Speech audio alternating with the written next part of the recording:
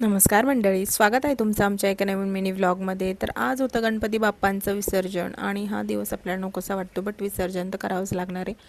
त्याच्यामुळे सकाळी सकाळी आरती वगैरे करून घेतली आणि नैवेद्य वगैरे दाखवला। आज सगळा पुरणाचा स्वयंपाक बनवला होता, पुरणाची पोळी, बासुंदी वगैरे, पुरणाचे मोदक आणि ते मग आरती झाली, विसर्जनाची तयारी केली लगेच आम्ही। आज थोडंसं लवकर निघालो होतो कारण की थोडंसं लांब जायचं होतं विसर्जनासाठी, त्याच्यामुळे। आणि स्वामीला तर माहीत नव्हतं नेमकं कुठं चाललो आहे गणपतीला घेऊन, पण थोडासा खुश पण होता आणि थोडासा उदास पण झाला होता।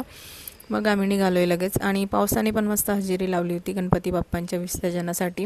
बारीक बारीक पाऊस चालू झालेला होता आणि आम्हाला ज्या ठिकाणी जायचं होतं ना त्या साईडला तो खूपच पाऊस चालू झालेला होता, बारीक बारीक। आणि जिथे आम्हाला जायचं होतं ना तिथे आम्ही फायनली पोहोचलो। सारोळ्याच्या साईडला एक तलाव आहे मस्त तुडुंब भरलेला, तिथे आम्ही गेलो होतो।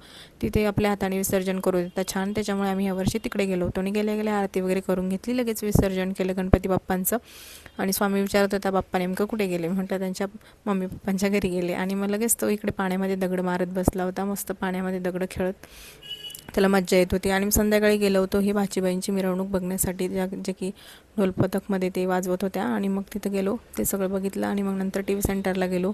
स्वामीला थोडंसं हे पाळणे वगैरे खेळायचे होते त्याच्यामुळं मग गेलो आणि लगेच इथे राऊंड मारायला बसलं स्वामी, थोडंसं मज्जा वगैरे केली त्यांनी। आणि मग त्याला ढोल घेऊन द्यायचा होता, संध्याकाळी लगेच ढोल वाजवायला सुरुवात केली, गणपतीची मिरवणूक चालू होती तर। आणि असा होता आमचा दिवस। बाय।